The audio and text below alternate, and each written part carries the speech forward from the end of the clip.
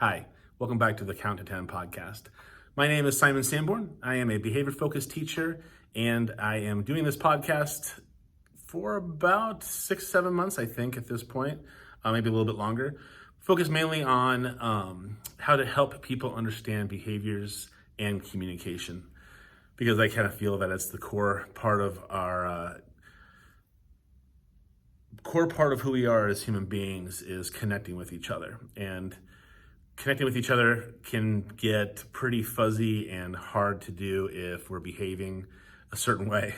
If you can't be asked about what your concerns are or what's going on in your life, things like that, without getting angry and upset because you're unsure. And those are all kind of things that clog up communication and how we talk to each other. And I've been doing a lot of trauma-informed kind of care-based systems, and kind of what I've taken the most from it, and I've known about it for quite a long time, and I just kind of been revisiting it a little bit, is really about kindness and tenderness and compassion and understanding.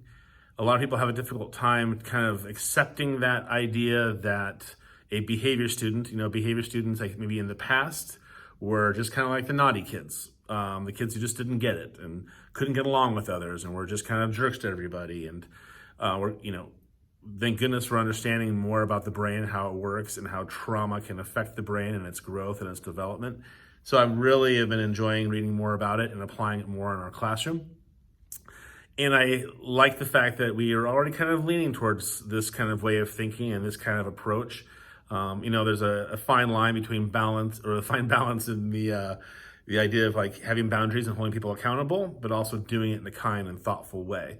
There's kind of a strange dichotomy there. Some people feel that if you're not being kind of mean, if you're not being kind of like hard, then you're not holding somebody accountable. I'm beginning to see that is just not the truth. You can hold somebody accountable. You can get them to see your point of view and understand where you're coming from in a kind, thoughtful manner. It doesn't have to be this terrible thing. So I just really am enjoying learning more about it.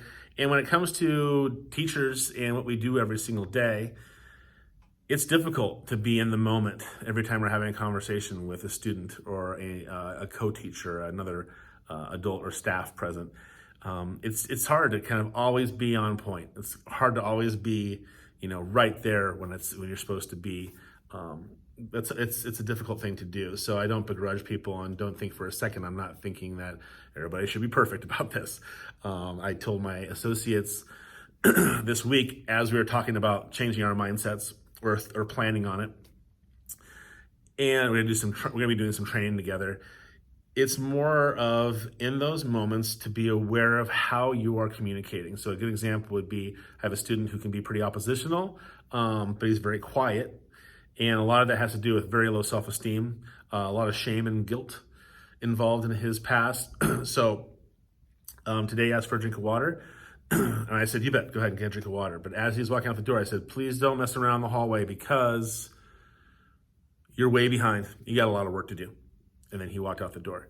And I looked at one of my associates who I had just talked to about this issue. And I looked at her and went, oh man, gosh, that's a good example, right? That's a wonderful example of how I could have just said, hey man, go get a drink of water and I'll see you when you get back. And I'll be here ready to help you, right? Or, hey, go get a drink of water, stretch your legs, you know what I mean? When you come back, we're just here to help.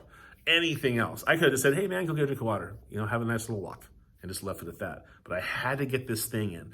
My wife would call it like a dig.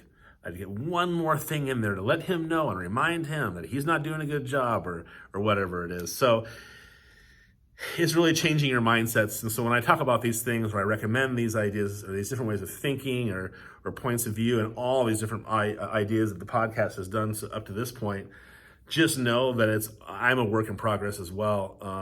And I've got some systems down that are working for me, like I've mentioned in the past, like meditation and trying to be more present for my associates and for my students and the teachers that I work with.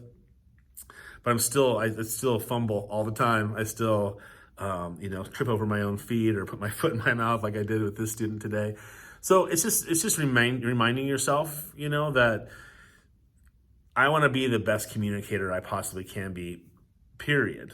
Not just with my students, not just with my spouse, not just with my co-teachers or my associates. I want to be the best communicator I can be so that people understand me, people understand my point of view and my thinking about things, that they appreciate my thoughtfulness, they appreciate my approach to things, they appreciate how I view the world. Because I don't view the world negatively, but if I have comments like that slipping out of my mouth, it makes me think that there's an underlying edge somewhere, and it has nothing to do with that student. So what's going on with me? So I'm just always trying to be aware of those things. I always say therapy is an incredible tool.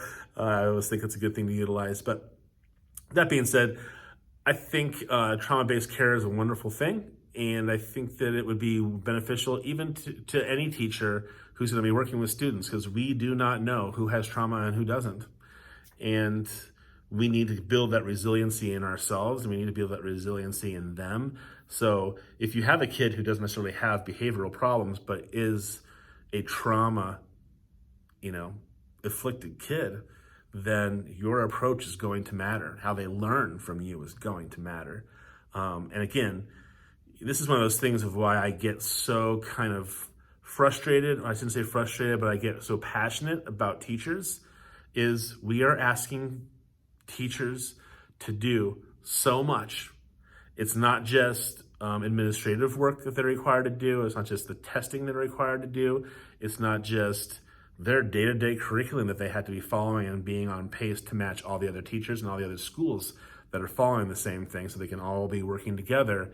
That's not the professional learning communities and meetings they have to go to.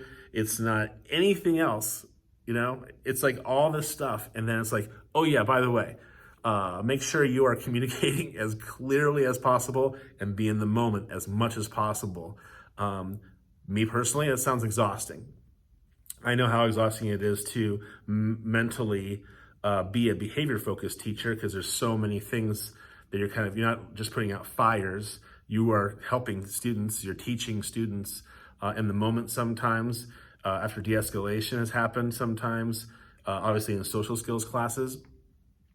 But you're asking people to put in a tremendous amount of mental capacity to educate people. So, teachers get a bad name sometimes, and it just drives me crazy, because when I hear people talk crap about teachers, it makes me think they just don't know. They're just ignorant. They just don't understand what it is that we do every day, and they don't understand what we are asked to do every single day. So I will get off that teacher soapbox for a second and just tell you thank you. I really appreciate your time coming and listening to me talk about some of these things. These are just ideas. These are just tools. They're just things that I hope that at some point in a moment you can get a hold of and be like, okay, good. I am stressed out. Let me take 3 nice deep breaths, kind of pull myself back into the moment and pause for a second and see what's happening and see how I can approach it differently. Just those little breaks you give yourself to be present can be such a big deal. So thanks for your time. Thank you for being here. If you have any questions, any concerns, any ideas, any points of view, please email me, Simon, SYMON, Sanborn, SANBORN, @gmail.com. Let me know. I'm happy to share ideas. I'm happy to get feedback. I always say, if you have constructive criticism, please let me know. I'm always trying to make this thing better, whatever this thing is. And if you have something, unkind to say, you can save it, because I probably won't read it if it's not going to be something that's going to benefit me somehow, right? If it's going to benefit me, I'll take it in and I'll read it. If it's just going to be mean, it's not going to benefit me at all, then I probably ignore it. So I'm going to avoid the negativity, because it's everywhere and I don't need any more of it in my life. So thank you so much for your time. Take care of yourselves. Take care of each other. Have a good night.